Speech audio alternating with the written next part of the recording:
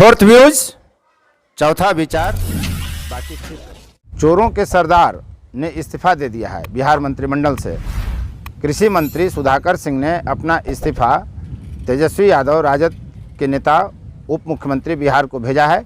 इसकी पुष्टि खुद सुधाकर सिंह के पिता और राजद के प्रदेश अध्यक्ष जगदानंद सिंह ने की है।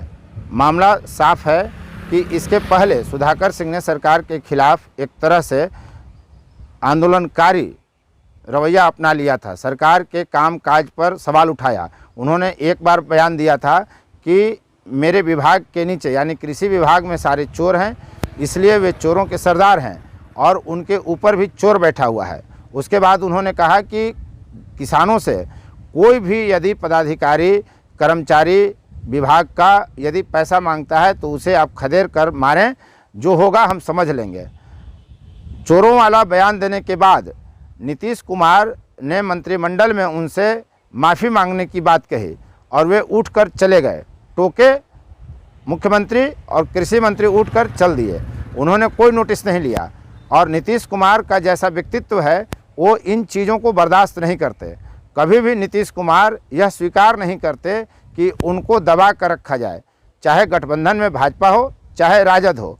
फोर्थ व्यूज में हमने यह बात आपको कहा भी था कि सुधाकर सिंह कृषि मंत्री को यह संदेश दे दिया गया है कि चुप रहिए, अन्यथा आपको मंत्रिमंडल से जाना पड़ेगा या फिर सरकार जाएगी।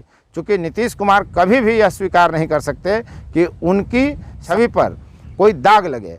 लेकिन सरकार है और जब राजनीतिक दल है तो भ्रष्टाचार के आरोप भी लगते ही रहते हैं।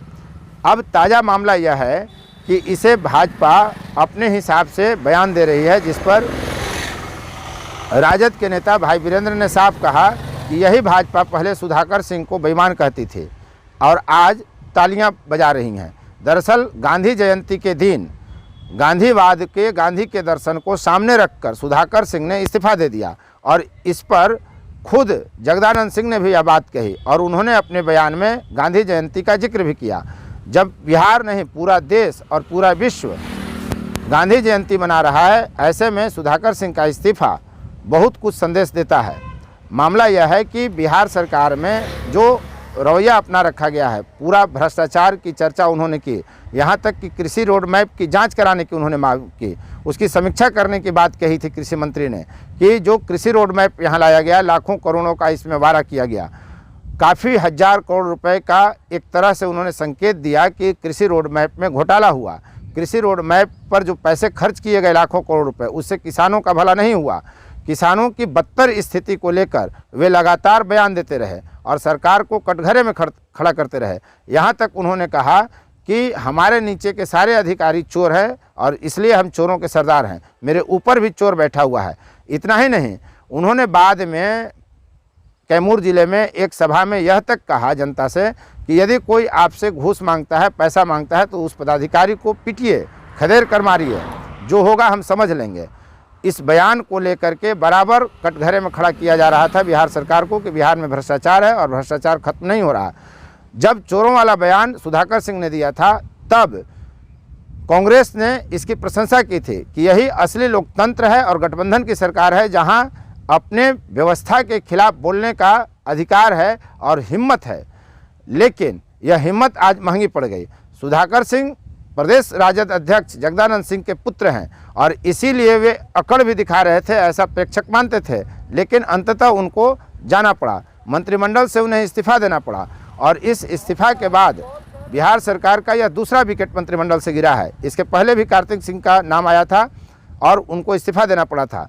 अब भाजपा और आक्रामक रवैया अख्तियार करेगी, जैसा कि उसके प्रवक्ताओं के बयान से लग रहा है। लेकिन राजद ने इसे साफ साफ कहा है कि यह बतलाता है कि हम भ्रष्टाचार को लेकर जीरो टॉलरेंस की नीति पर चल रहे हैं और कोई भी व्यक्ति यदि उस पर आरोप लगता है तो गांधीवादी और समाजवादी हम हैं, इसलिए इस तरह का निर्णय हम ले रहे हैं और हमारे पार्टी के नेताओं ने इस्तीफा दिया, ऐसा राजद वाले कह रहे हैं।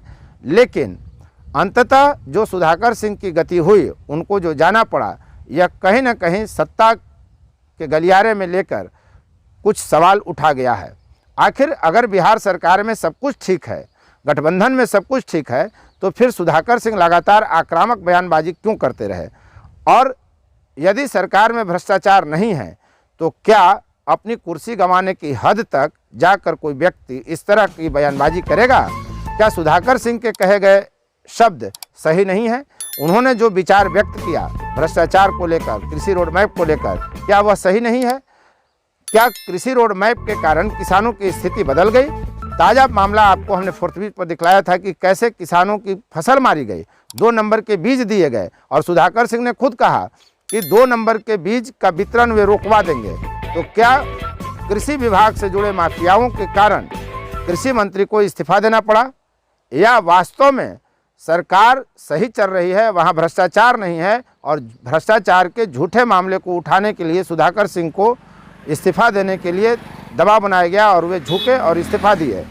क्या नीतीश कुमार के आगे तेजस्वी झुक गए, या वास्तव में भ्रष्टाचार के मामले को उठाने के कारण सुधाकर सिंह को इस्तीफा देना पड़ा? क्या बिहार में भ्रष्टाचार नहीं है? क्या मंत्रालय में भ्रष्टाचार नहीं है? यह सवाल तो अपनी जगह बना हुआ रहेगा, इसलिए कि यदि भ्रष्टाचार नहीं है तो क्या सुधाकर सिंह अपना मंत्री पद किसी राजनीति के तहत गंवा दिए? क्या अभी कोई चुनाव है? इसलिए उनकी कही बातों को खारिज कर देना सिरे से यह उचित तो नहीं लगता। यह संभव नहीं है मानना कि सुधाकर सिंह जैसे कद्दावर नेता को, जिनके पिता खुद राजद के अभी प्रदेश अध्यक्षों और लालू यादव के बाद जिनका कद हो, वो अपनी कुर्सी ऐसे ही फेंक देंगे, ऐसे ही विकेट गंवा कर चले जाएंगे लक्ष्य से पहले ही।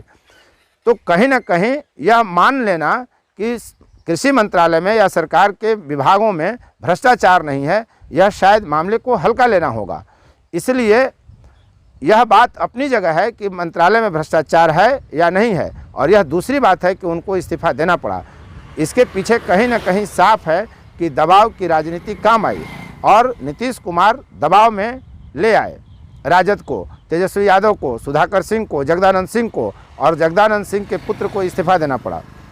अब लंबे समय तक यह बात चलेगी कि जगदानंद सिंह की जगह किनको कृषि मंत्री बनाया जाता है, और जिनको कृषि मंत्री अब बनाया जाएगा क्या वो साहस कर सकेंगे कृषि रोड मैप की समीक्षा करने की, 2 नंबर के बीज की आपूर्ति रोकने की, किसानों की भलाई के लिए भ्रष्टाचार को खत्म करने का साहस अगला कृषि मंत्री जुटा पाएगा? किसे कृषि मंत्री बनाया जाएगा और कौन इन सवालों का जवाब देने का साहस रख सकेगा, यह आने वाले वक्त में पता चलेगा। फिलहाल बिहार की राजनीति में यह नया मोड़ आया है और देखने की बात होगी कि कृषि मंत्री राजद के कोटे में था, तो अब राजद के किस नेता को कृषि मंत्री बनाया जाता है और आगे चलकर वह कृषि मंत्री जो भी बनेंगे उनका निर्णय क्या होगा। मूल बात किसानों की यही है कि उनको 2 नंबर का जो बीज दिया जा रहा है लगातार उनकी समस्या को खत्म की जाए, 2 नंबर के बीज के वितरण की व्यवस्था खत्म हो, माफियाओं से कृषि विभाग को मुक्ति मिले, किसानों का आय दोगुना हो, और कृषि रोड मैप का पाई किसानों के लिए है तो किसानों को उसका समुचित लाभ मिलना चाहिए। ऐसा अगला कृषि मंत्री कर सकेगा या नहीं कर सकेगा, इसी सवाल पर हम आपको छोड़े जाते हैं। अब इंतजार करिए कि कब और कौन कृषि मंत्रालय की जिम्मेदारी संभालता है और बिहार की राजनीति अगली करवट कौन सी लेगी। अब तक फोर्थ व्यूज में बने रहने के लिए आपको बहुत बहुत धन्यवाद। यदि आपने चैनल को सब्सक्राइब नहीं किया है तो चैनल को सब्सक्राइब करें, शेयर, लाइक, कमेंट जरूर करें। फोर्थ व्यूज, चौथा विचार।